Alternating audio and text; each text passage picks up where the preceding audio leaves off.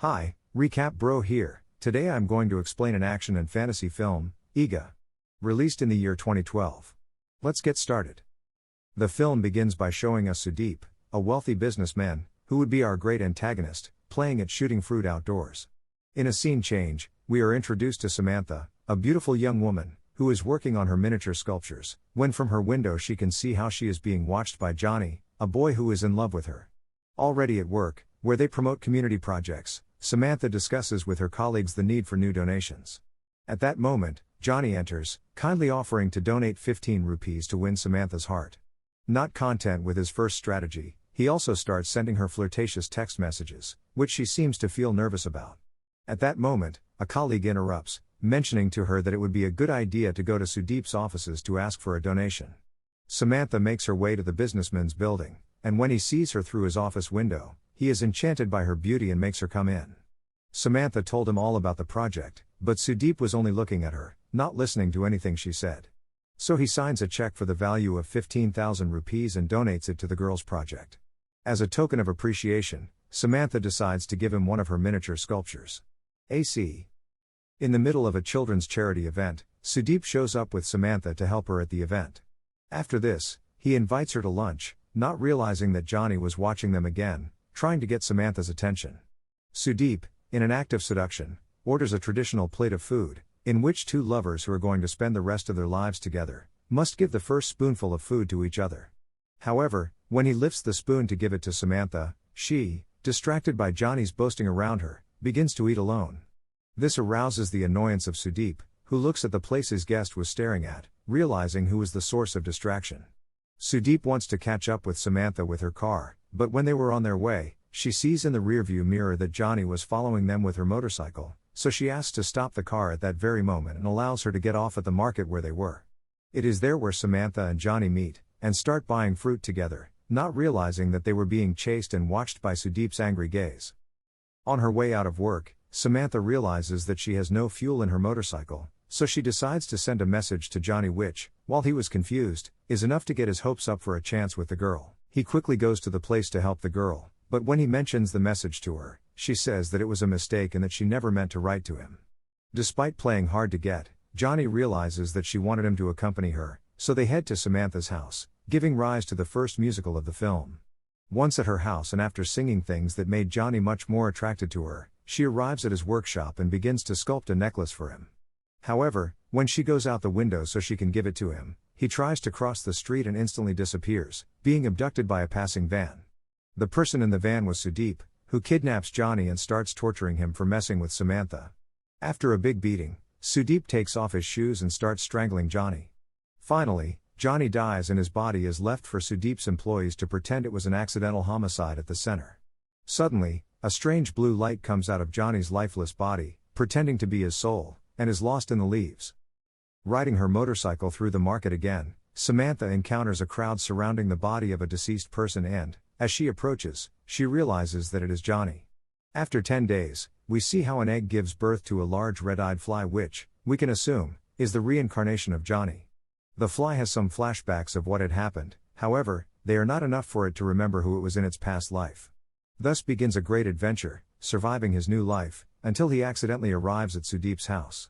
When he sees the face of the owner of the house, a wave of memories is unleashed and he realizes that it was him who killed him in his previous life.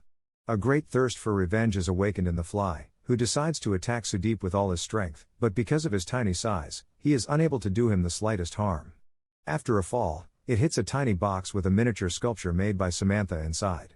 Seeing it awakens new memories about who she was, and the pieces of the puzzle begin to fit together.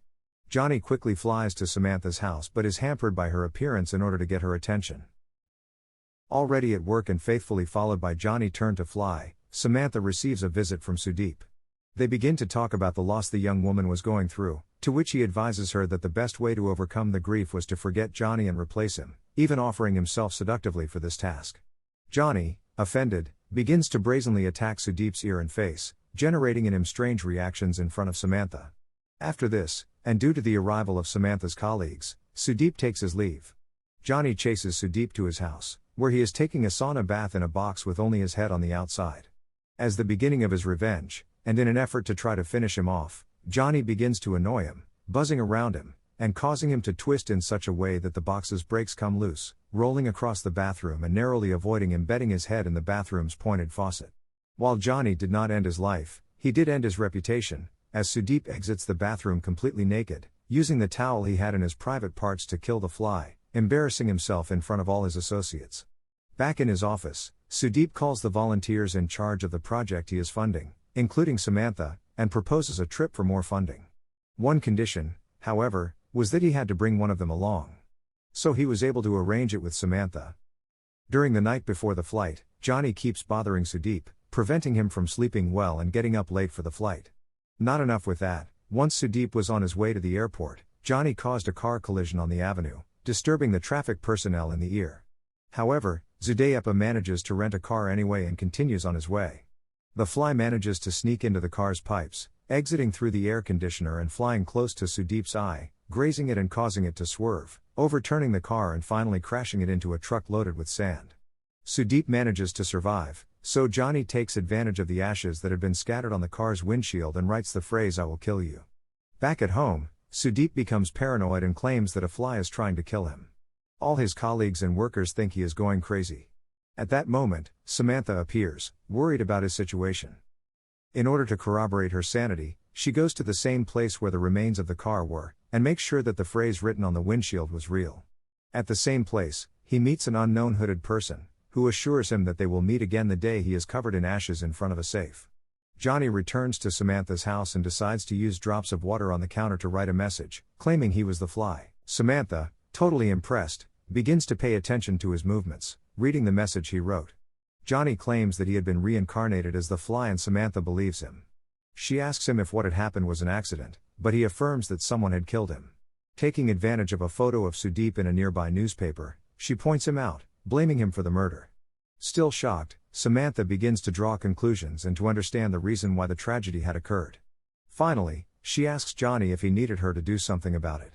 He, with red paint, clearly marked a line on Sudeep's neck, implicitly asking her to be part of the revenge he was planning. Johnny and Samantha start working together. The girl uses her miniature sculpting skills, creating the fly with poison-resistant armor, tiny blades for its legs, a house, and training equipment. At the same time, the billionaire begins to take serious measures so that no fly can enter his house, armoring it completely and even asking his workers to kill it at any appearance of a fly. The attempts of the duo to assassinate Sudeep begin. From all of them, he was saved until they discover a prototype cannon that he had as a decoration. The plan was to fill it with gunpowder, then insert a bullet and aim it straight at the victim's heart. Slowly, using a basket that Samantha had created for him, Johnny began to fill the small cannon with gunpowder. Everything was going smoothly until an employee, in his eagerness to get rid of a piece of garbage, put it inside the cannon, plugging it. That's when Samantha decided to go to Sudeep's house and remove a small screw from the window where the fly could have access, avoiding the shielding. Upon entering, Johnny begins to embed the small blades of his legs in Sudeep's back, distracting him from his attempt to seduce Samantha. Later, Sudeep has a work meeting with some contractors, and his right-hand man asks him to behave himself. However, he attracts attention as soon as he enters the room, because he is equipped with gloves and a helmet so that no part is exposed. I see him looking tired and totally paranoid. At this moment, Johnny makes an appearance and begins to land on the contractor's head, causing Sudeep to start beating everyone, trying to assassinate him. With the meeting ruined, his right-hand man asks him to take out the money he had in the safe at home. However, Johnny complicates it for him by having the password invalidated multiple times by pressing random keys. At this, Sudeep comes up with the great idea of burning the lock on the safe with a blowtorch. Johnny, still wanting to cause more chaos, causes the blowtorch to be pointed at the money, and it starts to catch fire. Completely defeated, Zudeyepa remembers the prophecy he had been given and runs to the same place as last time. The hooded figure appears to be a sorcerer who tells him that the fly is actually the person he had killed reincarnated.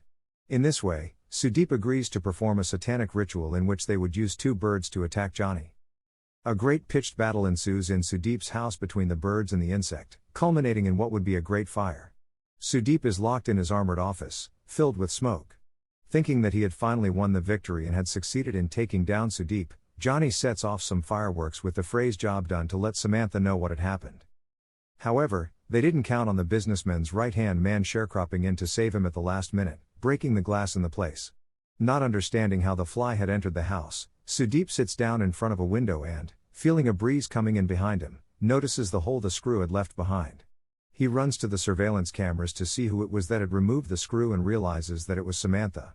Upon seeing the video footage of how the fly had gotten in, the workers begin to believe the paranoid story of the vengeful fly. Sudeep goes to find Samantha and takes her with him. Inside the car, the man begins to tell her the story of how a fly had been trying to murder him for a long time, and how he suspects he has a human accomplice who helped him get into his house. Samantha gets nervous but tries to conceal it until, already in Sudeep's house, he shows her the recordings and takes her hostage. Johnny flies to her rescue and surrenders. Just as Sudeep was about to step on him, he picks up a pin from the ground and sticks it in his enemy's foot.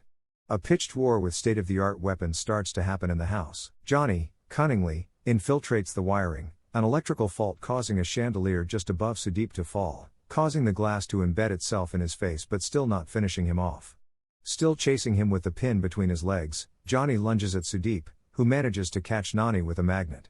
With one of the same glasses that was embedded in his face, he cuts one of Johnny's wings, and then, taking the pin, he starts to play trying to kill him and torturing Samantha, who has to watch the whole scene. Suddenly, Johnny sees on the table the piece of trash that the employee had stuffed inside the office's ornamental cannon, realizing that the cannon was now clear and full of gunpowder. Heroically, Johnny sacrifices himself, bathing himself in gunpowder, warning Samantha to run out of place, and allowing Sudeep to set him on fire and then quickly fly into the cannon, ignite it, and cause the ammunition to impact directly against the villain's heart. Finally, that explosion manages to trigger a total electrical failure, exploding the entire house and its surroundings, taking Sudeep's life with it. Ending the film, Samantha is seen on her motorcycle, evading a new stalker. Until, again, a fly knocks him off his bike, and with a pin he writes "I'm back" in the air, giving us to understand that our protagonist had survived.